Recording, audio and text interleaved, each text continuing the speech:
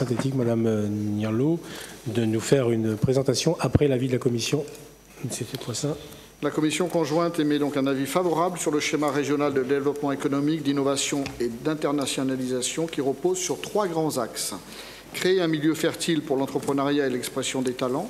Le premier objectif du schéma est d'établir un terreau favorable au développement économique en jouant sur les atouts du territoire et ses avantages comparatifs. Deuxième axe, libérer les énergies en adaptant les outils d'accompagnement et de financement aux besoins de terrain pour démultiplier la quantité et la qualité des projets et révéler les gisements d'activité et d'emploi de demain. Ce deuxième axe est centré sur l'adaptation des dispositifs de soutien aux porteurs de projets en complément des conditions propices à la compétitivité des entreprises et du territoire posées dans le premier axe. Le troisième axe, développer des synergies pour répondre aux grands défis locaux et renforcer la résilience de l'économie. Le schéma souhaite renforcer la fréquence et l'intensité des relations pour soutenir la capacité d'adaptation et les performances. En effet, malgré la petite taille de la Réunion, l'interconnaissance et la proximité des acteurs sont indispensables pour gagner en compétitivité, conquérir les marchés extérieurs et s'adapter aux nouvelles formes d'organisation de l'économie. Par ailleurs, la Commission conjointe demande à ce que la phrase du paragraphe B de l'objectif numéro 9, le Haut Conseil de la commande publique, qui réunit l'ensemble des acteurs concernés, sera chargé d'élaborer un plan d'action territorial pour favoriser l'accès des PME et des filières locales au marché public, grâce à des démarches d'anticipation, d'information et d'adaptation, soit remplacé par le Haut Conseil de la commande publique. Point de suspension pour être élaboré. Point de suspension. Merci, Monsieur le Président. Très bien, merci beaucoup, Stéphane. Est-ce qu'il y a sur ce rapport des remarques, des questions? S'il n'y en a pas, je me vois. Est-ce qu'il y a des oppositions? Pardon? Je n'ai pas vu. Je vous en prie. Sur ce schéma, donc, il est regrettable qu'avec autant d'experts de toutes sortes, d'assistance à maîtrise d'ouvrage hautement qualifiés, que ce texte arrive. Excusez-moi, chers collègues, avant de vous passer à la lecture de votre intervention, je voudrais demander à Madame Nierlo ce qui était prévu juste avant. Donc, elle en fasse une présentation et vous pourrez peut-être intervenir utilement. Merci. Madame Nierlo, je n'avais pas compris, je croyais que c'était sur le rapport précédent, c'est pour ça, tant pour moi. Madame la directrice générale adjointe, je vous en prie. Merci, Monsieur le Président. Monsieur le Président, Mesdames, Messieurs les élus, Mesdames, Messieurs. Donc, en préambule, je souhaitais vous indiquer que la région s'est appuyée sur son agence régionale d'innovation, donc NECSA, pour la conduite des travaux du schéma et également sa rédaction. Donc, quelques éléments de contexte. Vous rappelez qu'effectivement, le cadre dans lequel nous nous situons est bien celui de la loi NOTRe du 7 août 2015 qui fait évoluer le rôle de la région en matière de développement économique puisque désormais, la région est responsable de la définition des orientations en matière de développement économique. Donc, dans ce cadre, la région est invitée à construire ce schéma régional de développement économique, d'internationalisation et d'innovation et à l'adopter au plus tard, au 31 décembre 2016. Le schéma, effectivement, a un caractère prescriptif, ce qui est très important, puisque cela veut dire que les collectivités territoriales et leurs groupements doivent être compatibles dans les actions qu'ils vont mener en matière de développement économique avec ce schéma. Donc, sur le format de ce document doit s'appuyer sur 7 champs obligatoires. Tout d'abord, les aides aux entreprises, le soutien à l'internationalisation, l'investissement immobilier des entreprises, l'innovation, l'attractivité du territoire, l'économie sociale et solidaire et les actions en matière d'égalité professionnelle entre les femmes et les hommes. Donc vous indiquez que ce schéma est un schéma opérationnel qui s'appuie sur des documents directeurs ou stratégiques existants, à savoir les programmes opérationnels européens, mais également concernant l'innovation, la S3, qui a été adoptée par la région il y a 2 ans, et pour le volet internationalisation sur le plan régional d'internationalisation des entreprises, qui a été signé par les partenaires en août 2015. Donc, je vous propose un petit focus sur la répartition des compétences entre la région et les EPCI, à savoir les comités d'agglomération, puisque la loi NOTRe et ce schéma disposent d'une nouvelle organisation des compétences entre eux et nous. Donc, notamment sur les aides à la création ou à l'extension d'activités économiques, les aides aux entreprises en difficulté et les aides aux organismes qui participent à la création ou à la reprise d'entreprise. Donc, pour ces 3 compétences, en fait, la région a une compétence de plein droit. Pour autant, la région peut également conventionner avec les EPCI pour que ceux-ci puissent intervenir en complément. Il y a une particularité importante puisque la loi NOTRe dispose cette fois une nouveauté pour les EPCI puisqu'ils sont désormais compétents en matière d'aide à l'immobilier d'entreprise et la région peut, elle, par contre, venir en complément du bloc communal. Donc, dans le cadre de la conduite des travaux de ce schéma, il était fait obligation de concertation dans le cadre de la loi avec les EPCI. Mais effectivement, au niveau de la région, le président a souhaité élargir cette concertation à l'ensemble des acteurs économiques de notre territoire, ce qui s'est traduit par plusieurs temps d'échange et de travail. Tout d'abord avec l'envoi d'un questionnaire à l'ensemble des partenaires. Donc, nous avons recueilli un certain nombre de contributions. Et nous avons eu des temps de travail à la fois sous forme de réunions bilatérales avec les EPCI, mais également sous forme d'ateliers de travail technique au mois de juillet et au mois d'octobre avec l'ensemble des partenaires, y compris effectivement nos conseils, donc Césaire et CCE. Par ailleurs, nous avons également souhaité échanger avec l'État sur la méthodologie de conduite de ce schéma et nous avons pu également travailler avec eux sur la version 0 du schéma. Donc le schéma en lui-même s'appuie sur 3 axes. Donc tout d'abord, créer un milieu fertile pour favoriser l'expression des talents et l'entrepreneuriat, libérer les énergies en adaptant les outils d'accompagnement et de financement et enfin développer les synergies pour la résilience de l'économie. Donc ce schéma en fait se décline en 10 objectifs stratégiques et 27 objectifs opérationnels, tout en sachant que nous avons adossé au schéma un certain nombre de fiches que nous avons appelées fiches synthèses, qui sont des cadres de référence pour à la fois les acteurs économiques, les acteurs publics, mais aussi les porteurs de projets. Donc, en matière de déclinaison opérationnelle, sur l'axe 1, donc en termes d'objectifs, il s'agit d'abord de développer la réunion des talents en augmentant effectivement le niveau des compétences et des capacités personnelles et développer la culture entrepreneuriale. Donc, à ce titre, cela sera en lien également avec d'autres schémas en cours de construction, le schéma de l'enseignement et des formations supérieures et également le CPRDFOP sur la formation professionnelle. L'objectif 2, renforcer l'attractivité du territoire. Donc, il s'agit d'adapter notre territoire aux enjeux économiques. Le président l'a rappelé, le vice-président Virapollet également. Poser un cadre fiscal incitatif propice au développement. Donc, c'est un des axes majeurs qu'on retrouve dans le schéma. Et mettre en lumière les atouts de notre territoire. En objectif 3, se connecter au monde, donc c'est élargir l'ouverture de notre territoire sur notre environnement à la fois régional de proximité, mais aussi plus largement aux pays voisins, Afrique du Sud, Chine, Inde.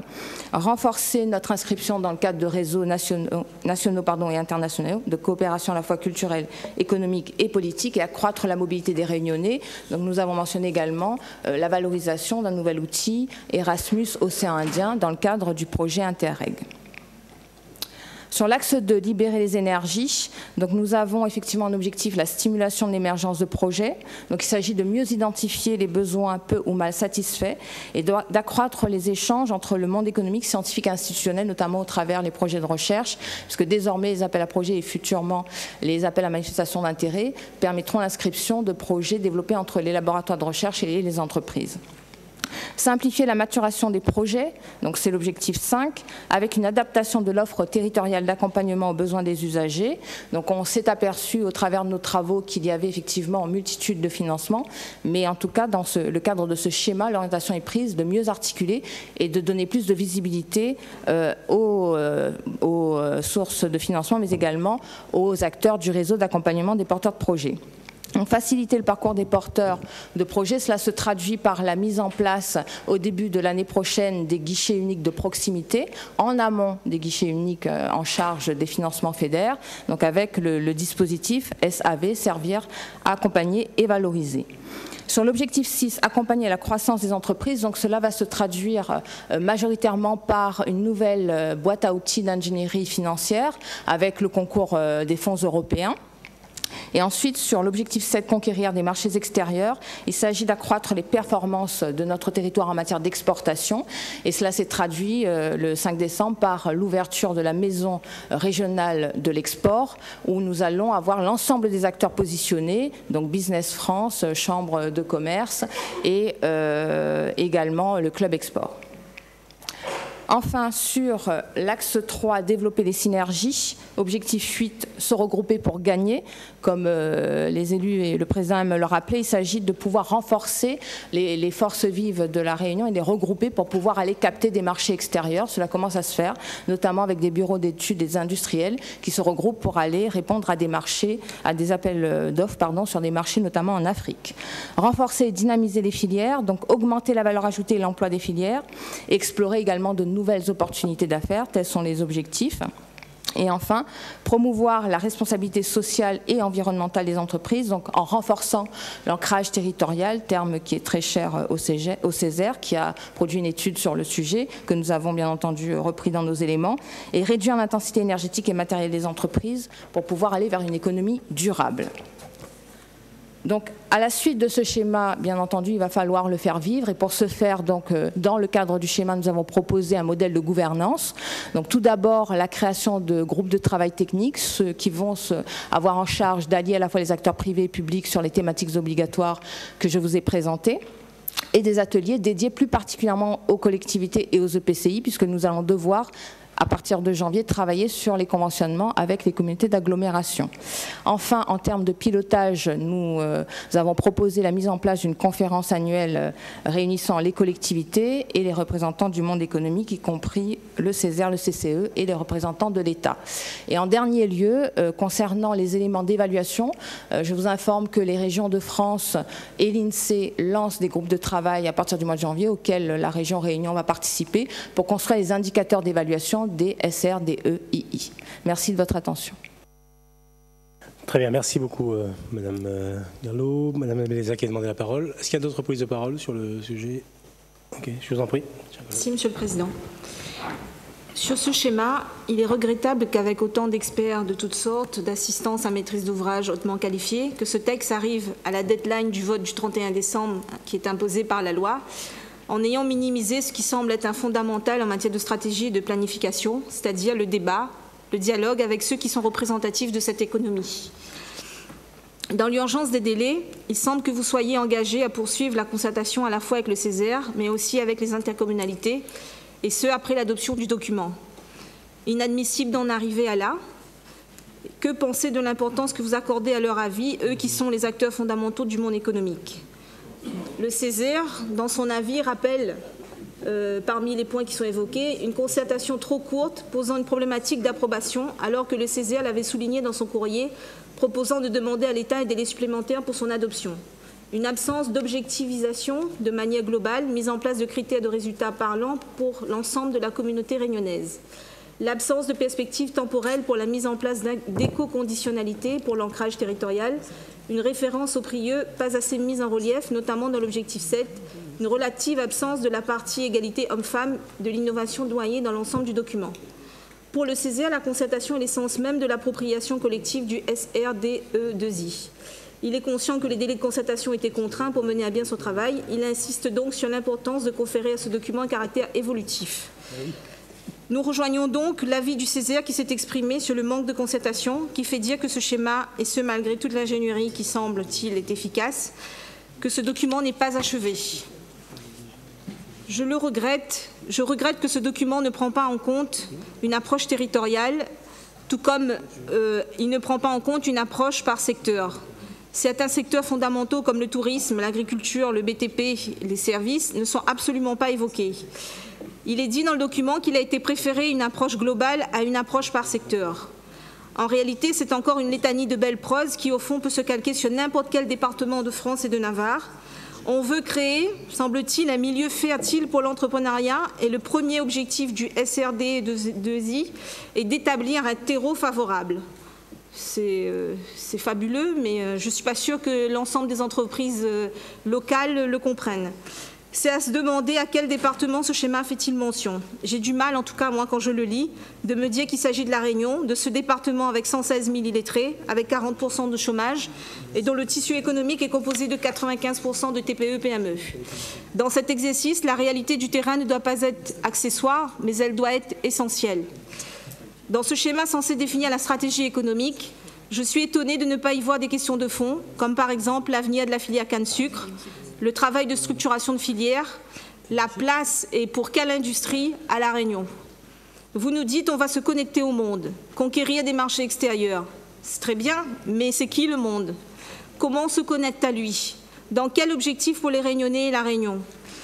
Je suis étonnée de n'y voir, par exemple, la stratégie en ce qui concerne la commande publique.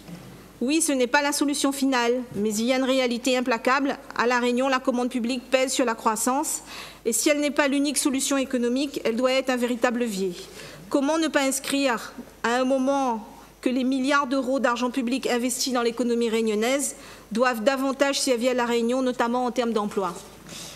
La gouvernance proposée à l'issue de ce schéma ne peut pas nous satisfaire. Des groupes de travail, d'accord, une grande messe annuelle, pourquoi pas, mais vu la situation, la région aurait dû programmer une série de négociations avec les intercommunalités, avec chaque EPCI pour mettre en place concrètement la stratégie économique. Il manque à ce schéma l'essentiel, un calendrier de mise en œuvre et son suivi dans le temps. Enfin, Monsieur le Président, vous nous avez refusé l'évaluation de vos politiques publiques en début d'année. Vous y serez malgré tout confrontés tôt ou tard. Je prends acte des indicateurs de suivi de ce schéma, de l'économie, mais encore une fois, la région ne va pas assez loin. Vous nous dites, on va développer la Réunion des talents via les dispositifs de lutte contre le décrochage scolaire, les cases à lire. Et pour l'évaluation, on regardera le taux d'évolution de l'illettrisme. Je pense qu'il faut aller plus loin, c'est-à-dire combien de personnes ont été accueillies par ces dispositifs, combien de personnes sortent réellement de l'illettrisme via ce dispositif, quel est le nombre de personnes qui, en passant par ce dispositif, a effectivement réussi à ouvrir son entreprise. Ce sont là des vrais critères d'évaluation. Sur l'accompagnement des entreprises, au-delà de savoir combien d'entreprises en ont bénéficié, je pense qu'il aurait été intéressant de savoir quelles ont été réellement les retombées économiques concrètes pour l'économie réunionnaise, en termes de plus-value et de création d'emplois. Sur la conquête des marchés extérieurs, je pense qu'il faut déjà régler le problème de la gouvernance. Ce qui est attendu de la région, c'est qu'elle définisse dans la concertation quelles sont ses priorités, les actions phares, les objectifs et les moyens. En conclusion, Monsieur le Président, avec l'élaboration de ce document, vous aviez l'occasion de démontrer que vous aviez une stratégie, que vous avez un plan clair. C'est une belle occasion manquée de nous montrer quelle est votre vision en matière économique. Merci, Monsieur le Président. Très bien, merci beaucoup, chers collègues, de prise de parole sur ce sujet.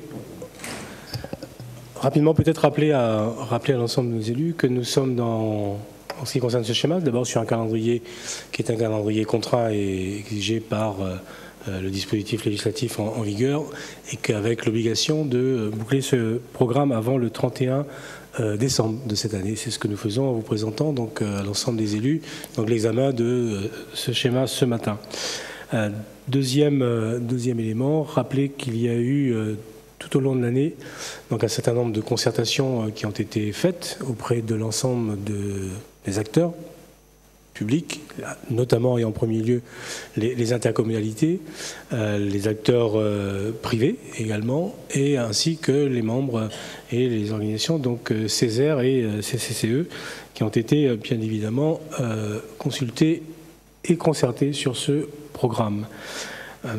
Peut-être dire également que la CTAP qui s'est tenue, donc première CTAP qui s'est tenue il y a une semaine de cela, a été l'occasion d'une validation à l'unanimité des membres présents de la CTAP, donc tous ceux qui ont à connaître du schéma régional, donc une validation à l'unanimité des programmes qui sont contenus dans ce schéma. Rappelez également que nous avons, sans que la loi nous y oblige, associé un certain nombre d'autres partenaires, et notamment le Césaire et le CCCE, à ces augmentations, que je comprends qu'il puisse y avoir un certain nombre d'interrogations sur davantage de concertation, davantage de prise en considération. Mais je voudrais aussi peut-être profiter de ce débat pour dire que nous pouvons passer du temps en concertation et en discussion. Mais que ce qui m'importe avant tout, c'est que nous passions du temps dans l'action.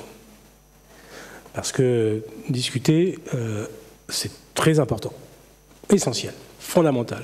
Agir, c'est bien mieux. Et que lorsqu'on a à faire face aux difficultés qui sont celles du territoire aujourd'hui, je ne voudrais pas que nous passions notre temps à redéfinir ce qu'il a déjà été. Nous sommes là sur un exercice qui, encore une fois, est un exercice contraint de par la loi. Et nous savons tous, dans le même temps, quelles sont les grandes orientations, quels sont les grands enjeux et quelles sont les grandes lignes d'action que nous devons porter sur ce territoire si nous voulons amener et aboutir à un certain nombre de résultats. Il y a aujourd'hui une quasi-consensus de l'ensemble des acteurs publics et privés sur cette politique de grands chantiers que peut porter la région, quasi-consensus sur un accompagnement aujourd'hui des entreprises, en considérant que ce sont bien les entreprises qui créent de l'emploi, un quasi-consensus sur une mobilisation pertinente des fonds européens et des fonds nationaux.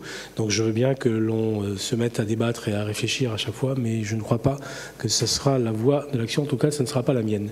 Donc je précise qu'il y aura dans le cadre de la CTAP, donc de manière systématique, une évaluation de l'évolution de ce schéma. C'est un schéma qui a naturellement vocation à évoluer et que nous appuierons notamment sur les Césaire et sur le CCE pour pouvoir nous accompagner dans cette démarche d'évaluation du dispositif, mais que je voudrais surtout que nous soyons dans une démarche qui soit une démarche constructive, à la fois pour l'action publique qui est portée par la collectivité régionale, à la fois pour l'action publique qui est portée avec les intercommunalités. Je rappelle ici que l'ensemble des intercommunalités donc, ont accompagnent et ont validé ce schéma, et dire que nous sommes dans une logique qui est celle plus globale de la conférence territoriale des politiques publiques, où nous avons souhaité depuis un an maintenant, donc faire en sorte que les actions du conseil départemental et les actions de la région soient les actions qui se rejoignent sur un certain nombre de sujets pour plus d'efficacité, qu'avec cet exercice du schéma régional, nous avons réussi à faire en sorte que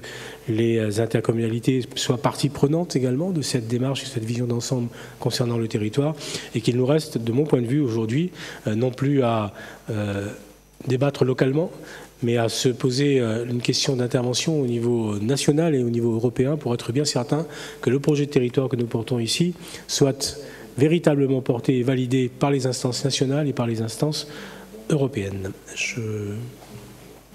J'en ai terminé. Est-ce qu'il y a d'autres interventions? S'il n'y en a pas, je mets au voie ce rapport. Est-ce qu'il y a des oppositions? Est-ce qu'il y a des abstentions? Madame Nabeliza, plus procuration de Monsieur Denmont, Monsieur Moutoussami, plus procuration de Madame Monfan-In, et Monsieur Waro, plus procuration de Madame Sitama, Monsieur Cadet. Très bien, merci. Les votes favorables?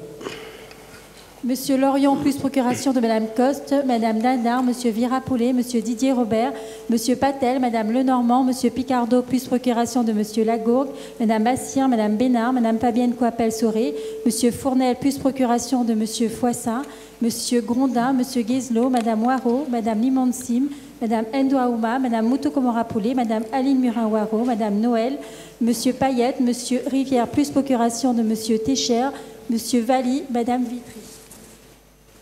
Très bien, merci beaucoup. Le schéma régional de développement économique, d'internationalisation et d'innovation est adopté. Je vous propose de passer au rapport suivant, qui est la programmation pluriannuelle de l'énergie de la Réunion pour les périodes 2016-2018 et 2019-2023. Est-ce que je peux avoir, s'il vous plaît, l'avis des commissions? Monsieur Bachir-Valli.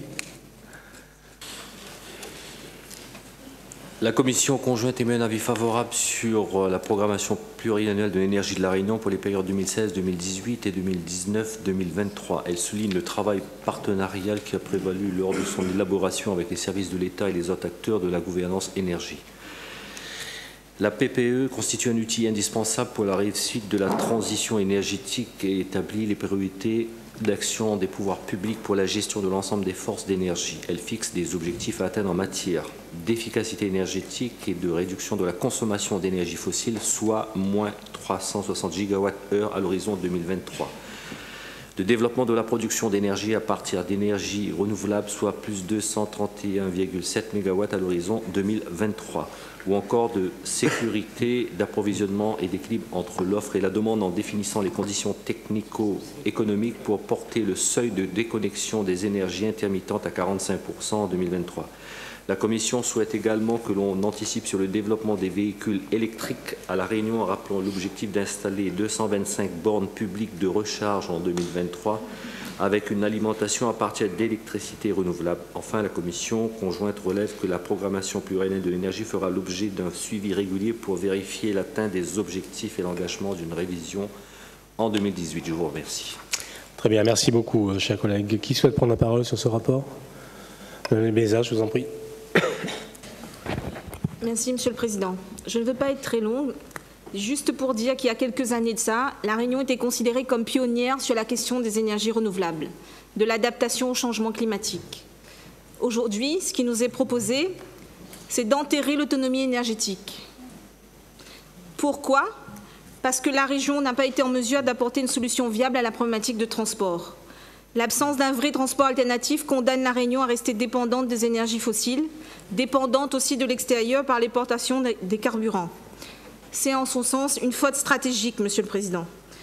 Je vous souhaite cependant de pouvoir sauver les meubles en réussissant l'objectif d'autonomie électrique qui est inscrit dans le document que vous nous présentez aujourd'hui. Domaine dans lequel, malgré tout, beaucoup de retard a déjà été pris, comme sur la géothermie ou encore sur l'énergie des mers. Ce n'est pas faute d'avoir mis des millions, pourtant, dans la SPL-ER. La suppression du projet Géry n'était peut-être pas une si bonne idée, surtout qu'après l'avoir supprimé, vous n'avez rien proposé. Pour l'instant, la politique énergétique se résume à des mesurettes, des actions par à-coups. Le résultat de cette pseudo-politique énergétique menée depuis 2010 est une addition salée sur le plan économique, social et environnemental pour la Réunion. Nous ne pouvons donc pas être favorables à cette PPE qui nous propose, sur cet axe si stratégique de l'énergie, d'enterrer la grande ambition d'autonomie énergétique. Merci, Monsieur le Président. Très bien, merci beaucoup. Je vous propose, Monsieur Cadet, je vous en prie. Un tout petit mot, Monsieur le Président.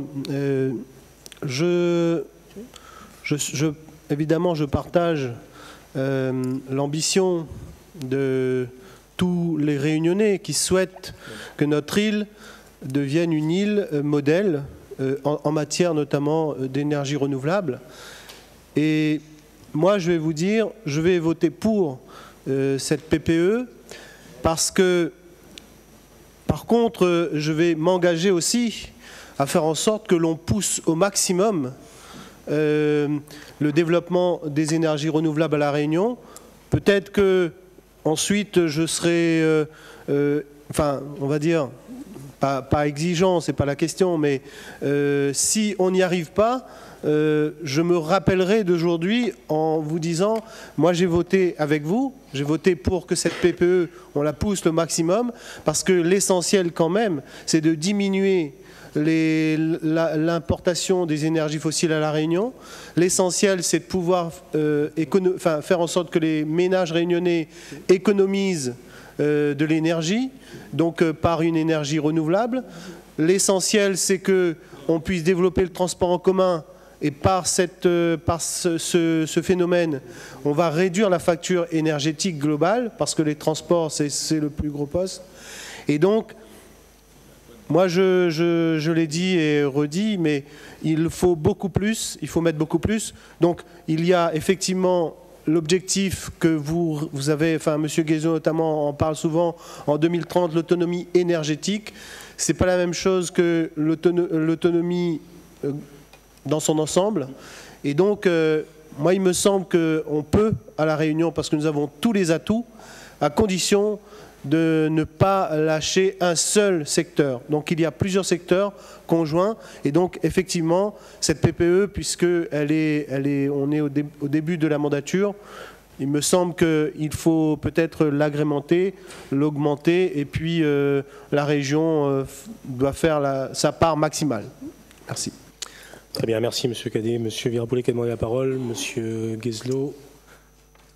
Monsieur le Président,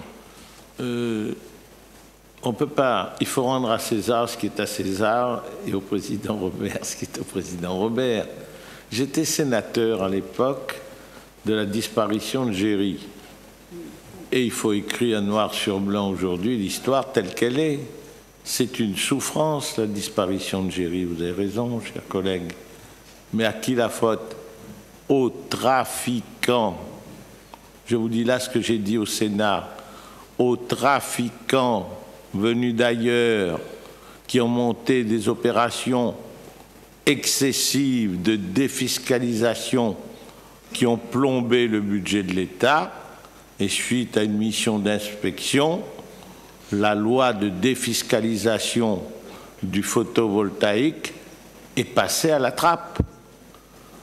Je me rappelle du soir où jusqu'à minuit au Sénat, j'ai tenu la dragée haute au gouvernement qui était représenté au banc des ministres par notre ami François Barouin pour lui dire les innocents ne doivent pas payer pour les coupables. En faisant disparaître Géry, c'est des milliers d'emplois et c'est une expérimentation d'envergure régionale qui disparaissait. Mais les abus de défiscalisation, je ne cite pas de nom ici, tout le monde les connaît, ont fait que le gouvernement n'a pas voulu revenir sur sa position. Là-dessus, j'ai présenté un amendement qui permettait des petites défiscalisations. Passé au Sénat, à 2 heures du matin, arrivé à l'Assemblée, le gouvernement a fait voter un amendement de suppression. Dans le cadre de ce nouveau contrat de mandature que nous défendons ensemble, il est évident que depuis l'établissement des fiches FEDER d'une part, le vote du budget d'autre part, les études des grands chantiers qui vont sortir de terre, l'ETM à Bois-Rouge, la recherche pour les ressources volcaniques, la géothermie à Salazie, les éoliennes demain, tout ça va rentrer grâce à l'action de l'Europe, grâce à notre volonté, grâce aussi au nouveau modèle de développement. Parce qu'il est évident que dans la loi de programme, nous allons essayer d'encadrer une nouvelle défiscalisation qui n'est pas réapparue pendant ces 5 ans de mandat perdu que nous terminerons en mai. Pas une seule fois, j'ai vu un député de la majorité se lever à l'Assemblée pour dire qu'il faut rétablir la défiscalisation dans les énergies renouvelables. Et sans défiscalisation, il n'y a pas d'investissement forcément onéreux. Là aussi, nous voulons travailler tous ensemble pour que dans la loi de programme, je ne sais pas si le prochain gouvernement va nous dire oui ou va nous shooter, mais nous ne céderons pas. Nous nous battrons. Quelqu'un me disait, mais est-ce que ça va passer tout ça? Le problème n'est jamais, dans les combats politiques, de savoir si ce qu'on veut va être accepté par Paris. Mais rappelle là-haut que Paris ne commande pas nous. Et c'est vrai. Et c'est vrai. On a imposé à Paris la départementalisation à la place de l'autonomie par un recours au Conseil constitutionnel. On a imposé à Paris, président de la République et Premier ministre, la suppression de la BIDEP par un recours au Conseil constitutionnel. Si demain nous avons une majorité suffisamment solide, forte, soudée, cohérente pour avancer sur les nouveaux modèles, je suis sûr que Paris nous comprendra, ou bien nous les forcerons à nous comprendre. Merci beaucoup, M. Villard-Poulet, M. le Président, M. Alain Guezleau. Merci Président, merci Jean-Paul pour ton intervention. Je répondrai non pas à Mme Nabeneza, puisqu'elle a déjà donné son positionnement. Moi, ce que je voulais dire à mes chers collègues, M. le Président, c'est une première pour la Réunion, donc cette programmation pluriannuelle d'énergie qui est sur deux étapes.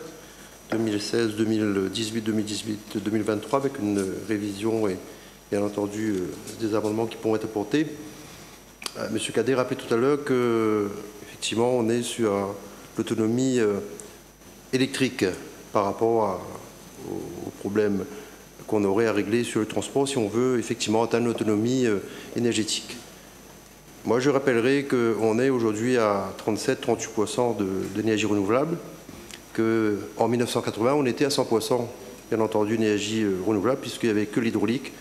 Mais la population augmentant, les besoins en électricité augmentant, effectivement, on a traversé une période compliquée, mais que depuis 2010, on a pris quand même 8 points, puisqu'on était à 30% et on est à 38% aujourd'hui.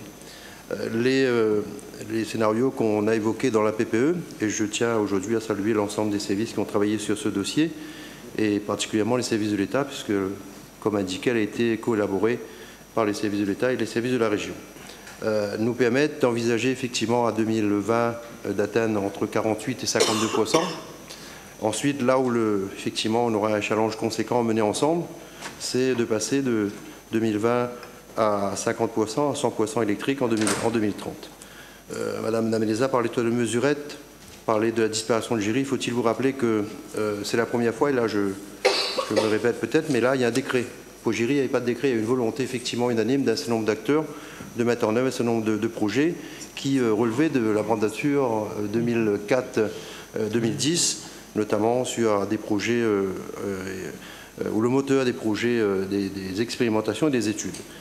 Aujourd'hui, cette programmation, lorsqu'on l'aura validée, fera l'objet d'un décret qui devrait paraître en début d'année et tracera effectivement les objectifs de notre politique énergétique jusqu'en 2023. Donc on a intérêt effectivement à être vigilant, et je salue le positionnement de M. Cadet sur cette PPE, parce que, je le répète souvent, les énergies renouvelables, la consommation de nos ménages doit être l'affaire de tous, et non pas devenir d'avoir des positions politiciennes. Cette PPE est effectivement importante pour nous, pour la région bien entendu, pour les entreprises locales, puisqu'on est arrivé quand même, et je tiens à le souligner, puisqu'on nous a souvent critiqué sur le seuil notamment de déconnexion, notamment des énergies renouvelables intermittentes, puisqu'on est à 32% aujourd'hui. On a réussi avec les services de l'État à faire évoluer ce seuil à passer à 35% en 2018 et faire en sorte qu'il passe à 45% en 2023. Donc le challenge est conséquent, mais c'est une filière qu'on accompagne et surtout c'est des objectifs intéressants. Jean-Paul le rappelait tout à l'heure sur le GIP Bois-Rouge, bien entendu, sur l'énergie thermique des mers. Faut-il vous rappeler qu'on est la seule région d'outre-mer et la seule région française de disposer d'un pâte à terre, d'un pâte ETM, qui nous permet notamment de former nos chercheurs et d'avancer sur la partie énergie thermique des mers.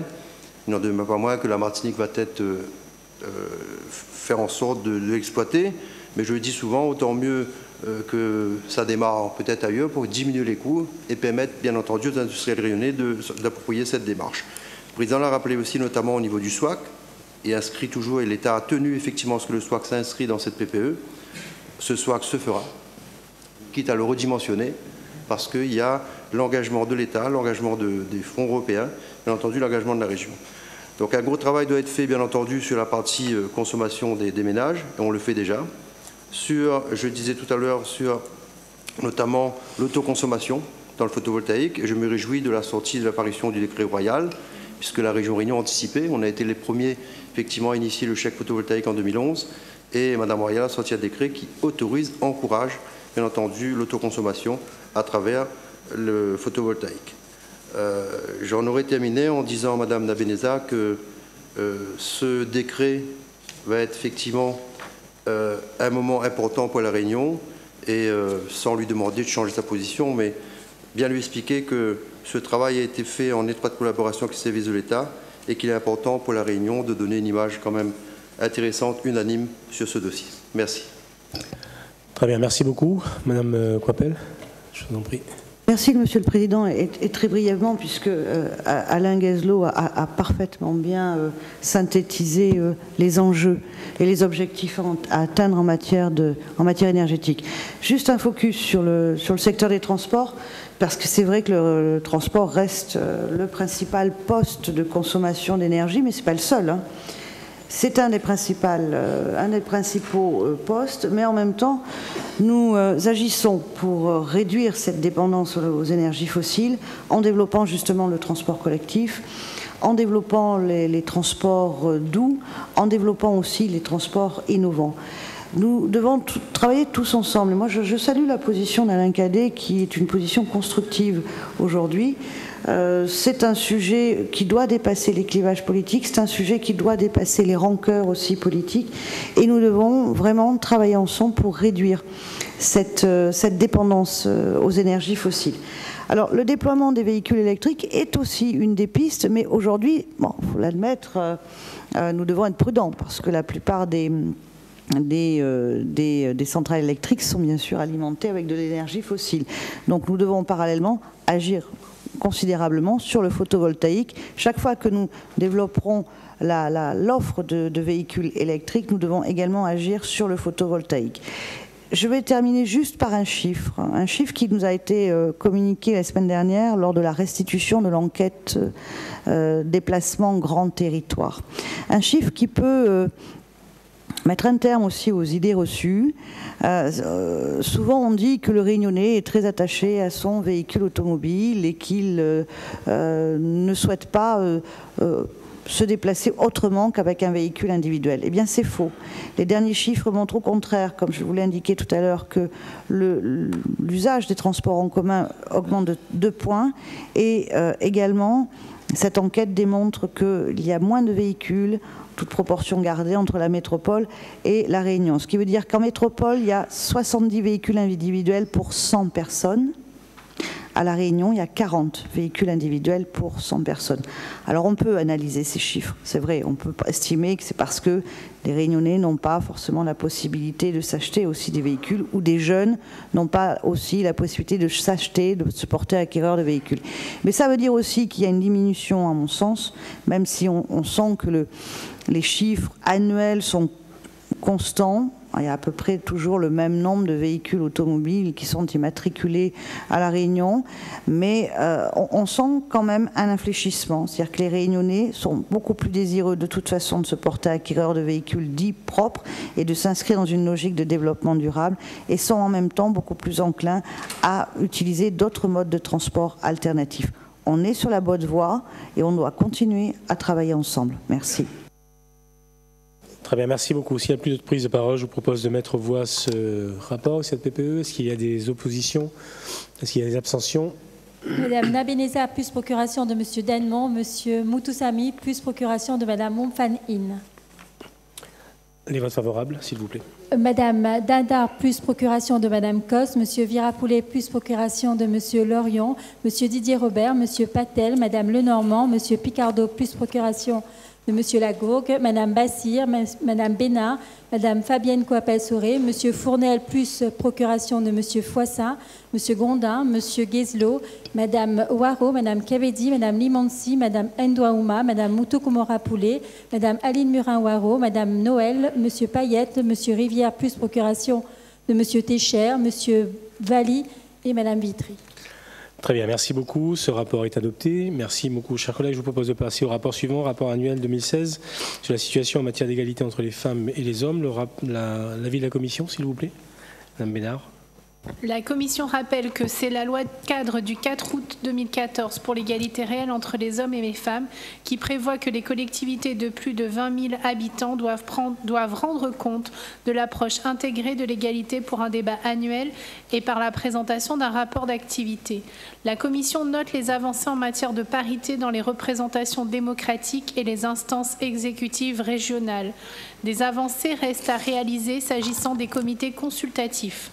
En tant qu'employeur, la région Réunion respecte les obligations légales auxquelles elle est soumise. Néanmoins, des marges de progrès existent, notamment avec l'application effective du protocole d'accord relatif à l'égalité professionnelle entre les femmes et les hommes dans la fonction publique signé en 2013. Enfin, la collectivité, en tant qu'acteur majeur de la décentralisation, se doit pour l'avenir de mettre en œuvre l'égalité homme-femme selon une approche intégrée dans ses différentes politiques. La réalisation de ce rapport annuel est l'occasion d'engager ce chantier. Très bien, merci. Vous avez tous été rendus destinataires de ces rapports. Est-ce qu'il y a des interventions sur le sujet? S'il n'y en a pas, je vous propose de mettre aux voix. Est-ce qu'il y a des oppositions? Est-ce qu'il y a des abstentions? Merci beaucoup. Le rapport est adopté à l'unanimité. Le dernier rapport que nous avons examiné ce matin, la désignation des conseillers régionaux au sein des commissions sectorielles. Donc, Monsieur Josué Bédier a démissionné de son poste de membre de la commission des affaires générales et financières et Madame Sylviane Rivière a fait acte de candidature pour ce poste des membres de la CAGF. Par ailleurs, Monsieur Stéphane Foissin a démissionné de son poste de membre de la commission des grands chantiers, des transports et des déplacements. Et Madame Nathalie Noël Cadet a fait acte de candidature pour ce poste de membre de la CGCTD. Est-ce qu'il y a des remarques de votre part? S'il n'y en a pas, je mets aux voix. Pas d'opposition, pas d'abstention. Merci beaucoup. C'est un rapport qui est adopté à l'unanimité. Nous avons donc épuisé l'ordre du jour. Avant de lever la séance, je voudrais, mes chers collègues, chers élus, vous adresser à tous mes meilleurs vœux pour cette fin d'année et pour la nouvelle année qui s'annonce, en vous remerciant d'avoir participé activement à ces travaux tout au long de l'année. Je voudrais également remercier l'ensemble des personnels administratifs sous la responsabilité de notre directeur général des services, M. Mohamed Ahmed, services administratifs et techniques. Remercier les membres du cabinet et les conseillers techniques sous la direction de M. Vincent Beg, notre directeur de cabinet. Saluer et remercier également la presse qui présent systématiquement à l'ensemble de ces assemblées plénières et qui suit donc nos débats avec beaucoup d'assiduité. Donc en vous souhaitant à tous encore une fois une excellente semaine, une très belle fête du 20 décembre, de très joyeux Noël et en espérant vous retrouver l'année prochaine avec beaucoup d'entrain. Je lève cette séance en vous souhaitant une très bonne journée. Merci beaucoup.